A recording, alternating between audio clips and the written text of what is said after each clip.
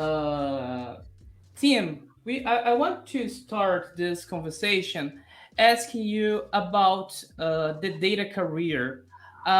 Studying your profile on LinkedIn, I realized that you got a bachelor degree by York University in management. Yes. So, how someone that get a bachelor in management become a data engineer, a data analyst, BI engineer, and so on? Can you explain that for us?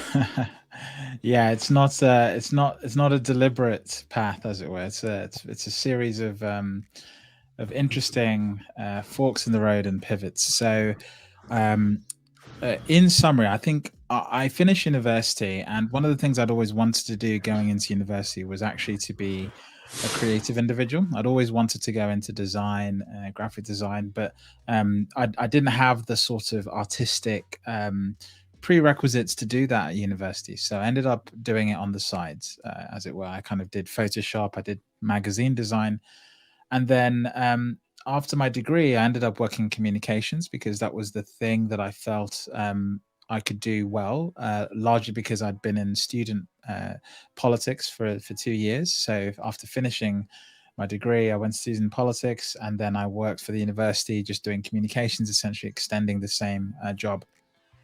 Then I started working a little bit in marketing and looking at data points from students, and it's dawned on me that back then this is when Twitter was born. This was before a tweet was called a tweet. This is Mhm. before Twitter even had an app, and people were mostly counting very arbitrary analytics, number of likes, number of posts, number of engagements.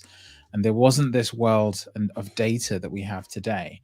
And at the same time, I also bumped into someone who turned into a colleague at the Information Lab, and they encouraged me to join their company. They were a data company. They were working with this thing called Tableau.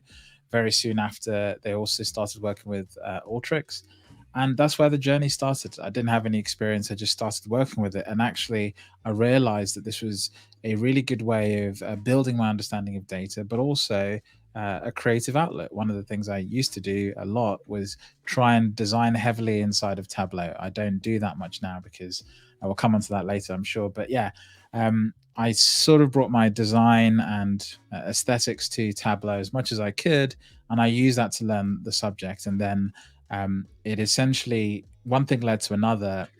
I felt that there was a lot of written content on Tableau, and written content has been the predominant format, largely because it's been the easiest format to use. But video was coming through. I'd already made a lot of videos at university that were really successful, and I thought I could do something with Tableau. So I made a few videos, didn't think too much of it, and then I gave up. I gave up very quickly. They were on Tableau 10, and then 2 years later, I sort of thought, hey, why did you give up? They did really well. I looked at the analytics. I was like, people really like these. So I started again. I failed the first time. I started again 2 years later, and that was about 3 years ago, and that's where we are today. So yeah, a lot of failed attempts, a lot of weird paths in the journey. It's never deliberate. Yeah, yeah, I Yeah. see. Yeah.